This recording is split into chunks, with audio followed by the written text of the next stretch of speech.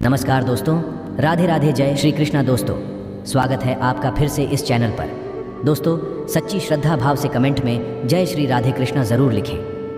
दोस्तों, हमारे हिंदू धर्म में किसी भी स्त्री का एक से ज़्यादा पति होना गलत माना जाता है, लेकिन फिर भी आज से कई साल पहले महाभारत युग में द्रौपदी ने 5 पुरुषों से विवाह किया था।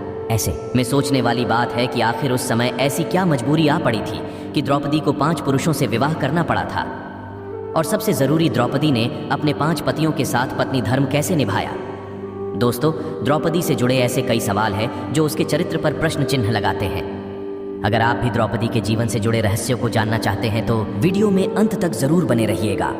वीडियो काफी ज्यादा इंटरेस्टिंग होने वाली है, इसलिए अगर अब तक आपने हमारे चैनल को सब्सक्राइब नहीं किया है तो हमारे चैनल को सब्सक्राइब करके बेल आइकन को प्रेस कर लें ताकि हमारे आने वाली वीडियोस की नोटिफिकेशन आपको मिलती रहे। तो चलिए शुरू करते हैं। दोस्तों, महाभारत के अनुसार द्रौपदी के जन्म से पहले द्रौपदी के पिता राजा द्रुपद और गुरु द्रोणाचार्य के बीच एक घनघोर युद्ध हुआ था। इस युद्ध में गुरु द्रोणाचार्य ने राजा द्रुपद को हराकर उनके आधे राज्य पर कब्जा जमा लिया था। युद्ध में हारे हुए राजा द्रुपद ने गुरु द्रोणाचार्य से बदला लेने के लिए पुत्र प्राप्ति की इच्छा से एक बड़े यज्ञ का आयोजन किया। उस वक्त यज्ञ की बेदी के मध्य भाग से एक पुत्र के साथ साथ एक अनंत सुंदरी कुमारी कन्या भी प्रकट हुई। उस कन्या के नेत्र कमल के समान, बाल घुंघराले और उसका रंग सांवला था। ब्राह्मणों ने जब उस दिव्य कन्या को देखा तो उन्होंने कहा, यह कन्या रूपवान होने के साथ साथ कृष्ण की है, इसलिए उसका नाम कृष्णा होगा। दोस्तों, द्रौपदी इसलिए भी द्रौपदी कहलाई क्योंकि उसका जन्म राजा द्रुपद की पुत्री के रूप में हुआ था। दोस्तों, राजा द्रुपद के मन में द्रोणाचार्य के प्रति जबरदस्त नफरत की भावना थी और अपनी इन्हीं नफरत के भाव को उन्होंने द्रौपदी के मन में भी बचपन से कूट कूट कर भर दिया था।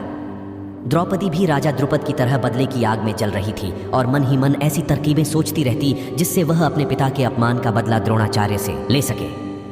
लेकिन द्रोणाचार्य हस्तिनापुर राज्य के संरक्षण में थे। द्रोणाचार्य को नीचा दिखाने के लिए राजा द्रुपद को एक शक्तिशाली गठबंधन की आवश्यकता थी। इसलिए जब द्रौपदी विवाह के योग्य हुई तो राजा द्रुपद ने द्रौपदी के स्वयंवर का आयोजन किया। हालांकि कृष्ण जानते थे कि धर्म की स्थापना के लिए द्रौपदी का विवाह अर्जुन से होना जरूरी है, इसलिए द्रौपदी के स्वयंवर के पहले से ही वह राजा द्रुपद के महल में आकर रहने लगे थे। कहा जाता है इस दौरान द्रौपदी की भगवान कृष्ण से काफी अच्छी मित्रता हो गई थी। यहाँ तक कि द्रौपदी ने भगवान कृष्ण से विवाह करने की इच्छा भी जाहिर की थी, जिस पर श्री कृष्ण ने यह कहते हुए मना कर दिया था कि वह सिर्फ ऐसी स्त्री से ही विवाह करेंगे जो उनके लक्ष्य के प्रति पूरी तरह समर्पित होगी, यानी धर्म की स्थापना के कार्य में उनका पूरी तरह से साथ देगी।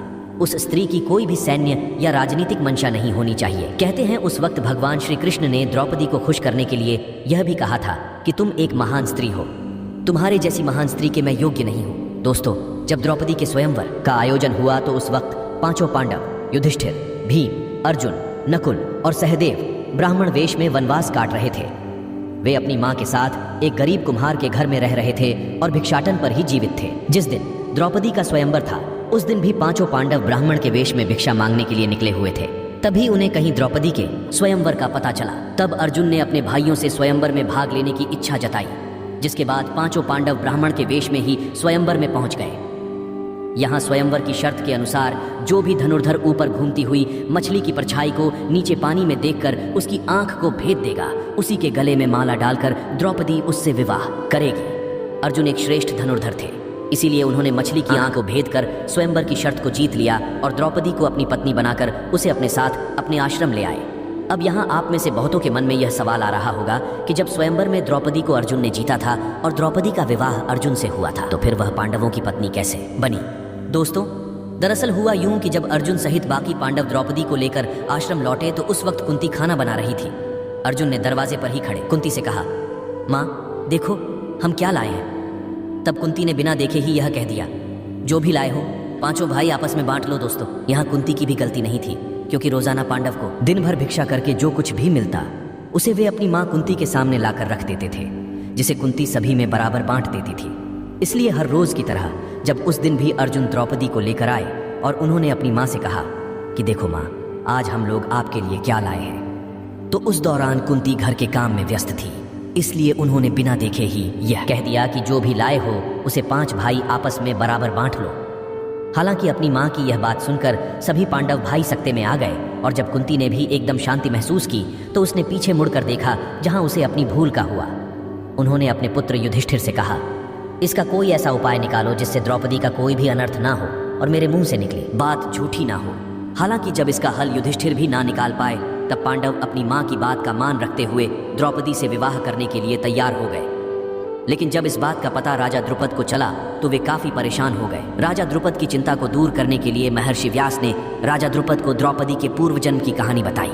महर्षि व्यास ने बताया कि द्रौपदी अपने पूर्व जन्म में एक आर्षि कन्या थी। वह रूपवती होने के साथ साथ गुणवती और सदाचारिणी भी थी, लेकिन पूर्व जन्म के कुछ कर्मों के कारण द्रौपदी का विवाह नहीं हो पा रहा था। इसीलिए द्रौपदी ने भगवान शिव की घोर तपस्या की और इस तपस्या से प्रसन्न होकर शिव जी ने द्रौपदी को मनचाहा वर मांगने के लिए कहा। तब द्रौपदी ने सोचा कि वरदान से उसकी सभी इच्छाएं पूरी नहीं होंगी, इसलिए उसने घुमा फिराकर महादेव से वरदान मांगा। द्रौपदी ने महादेव से कहा, हे प्रभु, मेरा विवाह किसी ऐसे व्यक्ति से हो जो धर्म का सबसे बड़ा झाता हो, जो सबसे अधिक बलवान हो, जो किसी विद्या में कौशल हो, जिसे नक्षत्रों का ज्ञान हो और जो सबसे अधिक सुंदर हो। द्रौपदी ने चालाकी दिखाते हुए यहाँ 5 वरदान को एक वरदान बनाकर मांगा। हालांकि महादेव द्रौपदी के मन की बात को समझ गए थे, लेकिन उन्होंने द्रौपदी को पहले ही मनचाहा वरदान देने का वचन दे दिया था। इसलिए महादेव ने द्रौपदी से कहा कि तेरी चालाकी को मैं भली भांति समझ चुका हूँ, इसीलिए अब तुझे अगले जन्म में एक नहीं 5 पति मिलेंगे। यह सुनकर द्रौपदी चिंतित हो जाती है और महादेव से प्रार्थना करती है कि हे प्रभु, मैं आपकी कृपा से केवल एक ही पति चाहती हूँ। इस पर शिवजी ने कहा, मेरा वरदान व्यर्थ नहीं जा सकता, इसीलिए तुझे 5 पति प्राप्त होंगे। भगवान शिव के वरदान स्वरूप द्रौपदी को इस जन्म में 5 पति प्राप्त हुए हैं।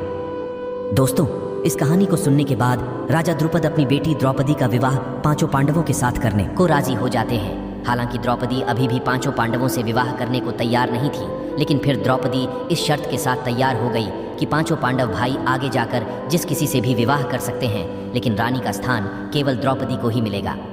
कहा जाता है कि द्रौपदी के इस शर्त को मानने के लिए पांडव तैयार हो गए थे, जिसके बाद सबसे पहले द्रौपदी का विवाह सबसे बड़े भाई युधिष्ठिर के साथ किया गया और उस रात द्रौपदी ने युधिष्ठिर के साथ अपना पत्नी धर्म निभाया।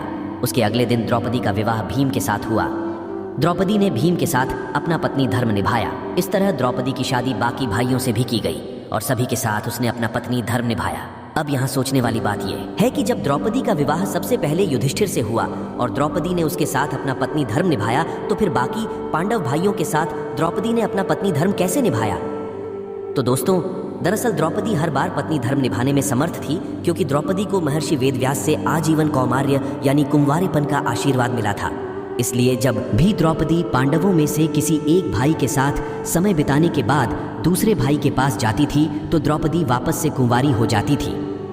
कहते हैं 5 पांडव की विवाह के बाद एक दिन देवर्षि नारद 5 पांडवों से मिलने आए और पांडवों के भविष्य को लेकर चिंता जताते हुए धर्मराज युधिष्ठिर और अन्य 5 पांडवों से कहते कि द्रौपदी तुम 5 भाइयों की पत्नी है, इसलिए तुम लोगों को द्रौपदी को लेकर नियम बना लेना चाहिए कि कौन भाई कितने वक्त तक द्रौपदी के साथ समय व्यतीत करेगा। नारद मुनि की यह बात सुनकर धर्मराज युधिष्ठिर नारद मुनि से कहते हैं कि हे प्रभु, हम 5 भाइयों में आज तक कभी भी द्रौपदी को लेकर कोई मनमुटाव नहीं हुआ और फिर मुझे पूरी उम्मीद है कि भविष्य में भी हमारे बीच ऐसा कुछ नहीं होगा।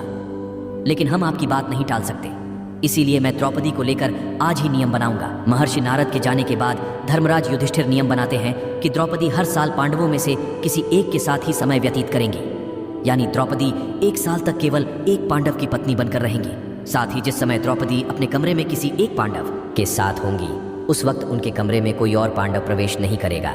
यदि कोई पांडव गलती से भी इस नियम को तोड़ता है तो उसे सजा के तौर पर 1 वर्ष के लिए वन में जाकर ब्रह्मचर्य का पालन करते हुए बिताना होगा। दोस्तों, कहा जाता है कि एक बार अर्जुन एक ब्राह्मण की मदद के लिए न चाहते हुए भी द्रौपदी के कमरे में प्रवेश कर जाते हैं। उस वक्त द्रौपदी अपने कमरे में धर्मराज युधिष्ठिर के साथ होती है। हालांकि अर्जुन धर्मराज युधिष्ठिर का नियम धर्म का पालन करने के लिए तोड़ा था, लेकिन फिर भी अर्जुन युधिष्ठिर की बात का मान रखते हुए वनवास चले जाते हैं। दोस्तों, आज भले ही लोगों के बीच बड़े छोटे का लिहाज नहीं है, लेकिन द्वापर युग में अपनों से बड़ों की बातों का मान रखना हर इंसान का कर्तव्य होता था और इसलिए 5 पांडव ने धर्म के मार्ग पर चलते हुए हमेशा अपने बड़ों की बात का मान रखा। दोस्तों, इस वीडियो में फिलहाल इतना ही। उम्मीद है आपको आज की वीडियो पसंद आई होगी। अगर हाँ तो वीडियो को लाइक करें और इस तरह की और भी जानकारी के वीडियो देखने के लिए चैनल को सब्सक्राइब कर लें।